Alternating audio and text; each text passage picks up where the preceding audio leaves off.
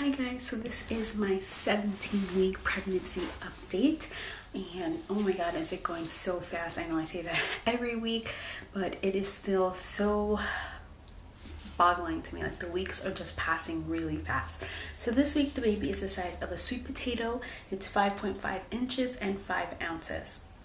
Okay, your baby's skeleton is changing from soft cartilage to bone, and the umbilical cord. Your baby's lifeline to the placenta is growing stronger and thicker. Your baby weighs 5 ounces and is around 5 inches long. I already said that from head to bottom. Your baby can move his or her joints, and sweat glands are starting to develop. So that's interesting, and it's getting like moving and all that. And very soon we find out the gender of the baby.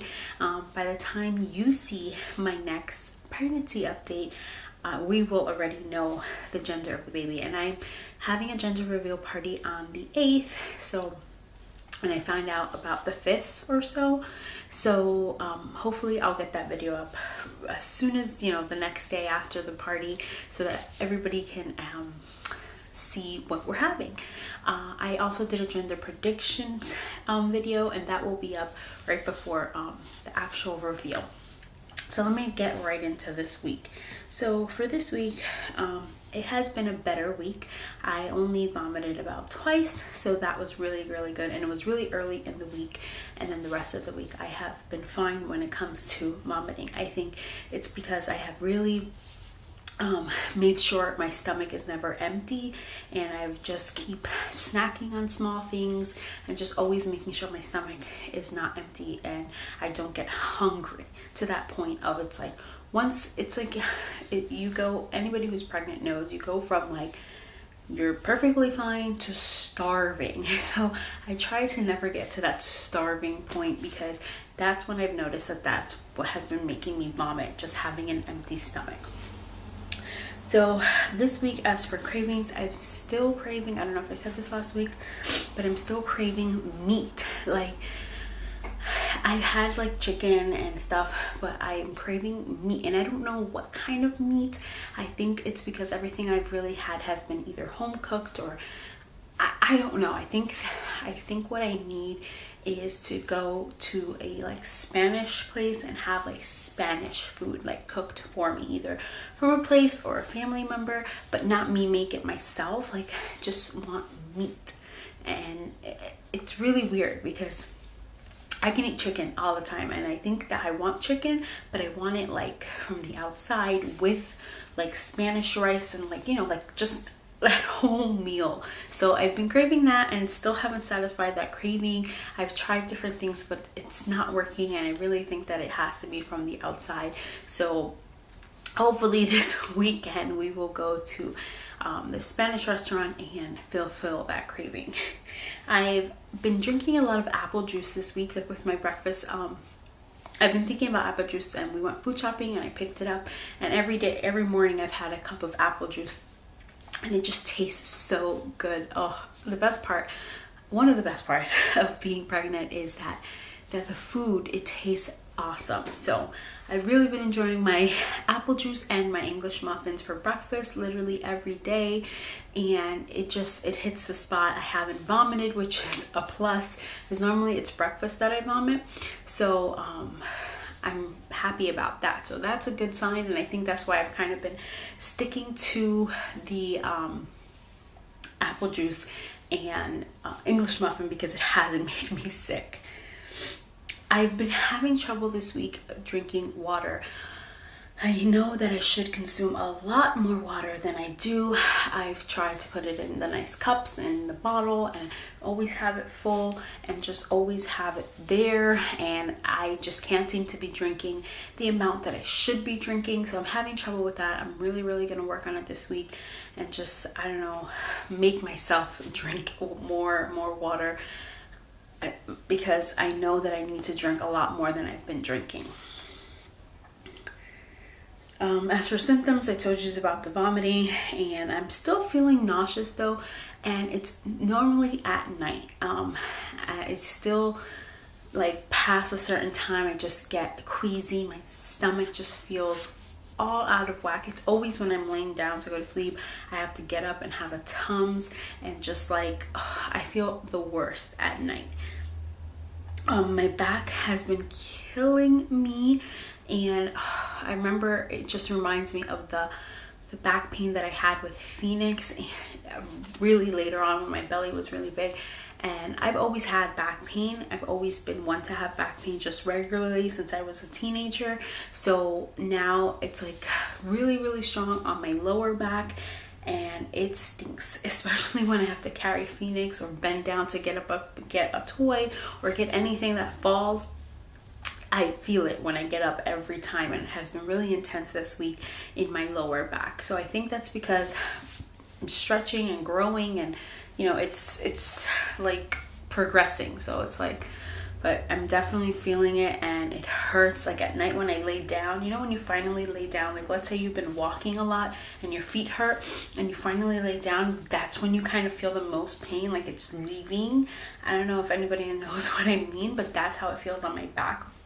So every time at night when I lay down, or even right now how I'm sitting, it's just like the tension, and it's just like, it's not a relief to sit. So sometimes I'll be standing and everybody's like, sit down, or they offer me their chair and I'm like, no, I need to stand. Like standing helps it a bit. This week I have been feeling very emotional. I think I've cried every day, multiple times a day. It is horrible. It's definitely something that I didn't have with Phoenix, and I'm having a lot of, and this week was a lot. You can ask my husband, he can vouch for me that it has not been pleasant to be around me this week. This weekend, everything my husband said just would make me like cry, or I would take it the wrong way, or I'd be emotional about things, and I just wanted to be alone and just like cry. And like that's what made me feel better, crying. And my husband's like, why are you crying now? And it's like, I don't know, just like leave me alone. Because when I get into those moments, it's like I just want to be left alone, because I can't explain what I'm feeling. So it's hard, because then you're trying to explain it, so that gets you more aggravated, and then the person is like, well, like confused. So it's like, just leave me alone, let me cry it out, let me just like get over this feeling, and you know, everything will be fine. And I'm literally fine within minutes, but it's not always pleasant and happy. And you know, this week it was a lot more. Normally I probably have that, you know, that day about once a week, but this week it was definitely a lot, and wasn't good. I'm feeling very anxious to feel like the real movements. I've been feeling flutters here and there, but all day I'm back and forth with Phoenix, and at night when I lay down I kind of feel things, but I'm kind of like, is it in my mind because I really want to feel it, or am I really feeling it? So I'm having that anxiety where it's like, I just want to feel real movements and know that they're real movements and be at peace, because it's like in between appointments, it's that anxiety of, is everything okay with the baby? And I literally just saw the baby last week, but it's like the moment you leave the office, the next day, it's already, that anxiety is already back. So I'm like anxious to feel and know that it's real movement, because like I said, I feel stuff, but it's like, is it movement? Was that a movement? Because I think it was. But so I'm just anxious for that moment to come where it's legit official movements. So hopefully that comes soon. Most of the time it's around between the 16th and 20th week that you start feeling real movements. So I'm hoping that this week coming up I start feeling stuff and knowing that it's the real deal. And another thing I have noticed this week, yesterday actually, I was straightening my hair, and I'm not one to really stand and look in the mirror for long periods of time. At any time of the day, I brush my teeth and I do my hair, and I barely look at myself in the mirror like that, like analyzing myself.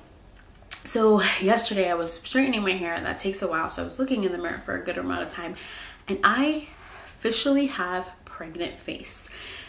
And if anybody doesn't know what I'm talking about, a lot of people, when they get pregnant, but later on in their pregnancy, their nose stretches a bit, their face just changes. And I noticed from my last pregnancy that I look a lot like my mom when I'm pregnant.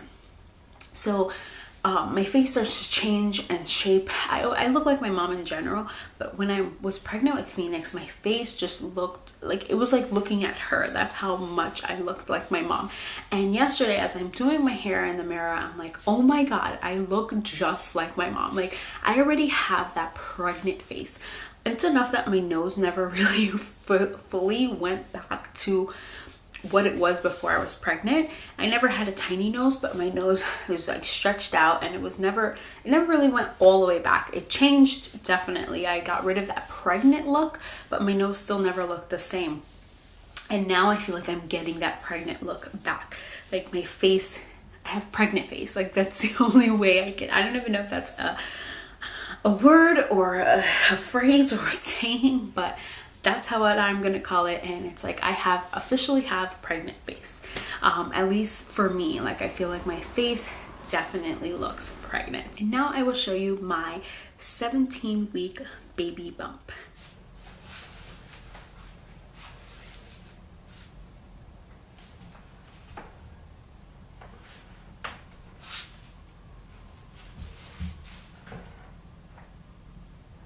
So that's it for me in the week 17 of my pregnancy. Let me know what you guys are up to in the comments below. If you have any questions or comments, just leave them down below and I will get back to you. Subscribe to my channel if you haven't already, and I will see you guys in my next video. Bye.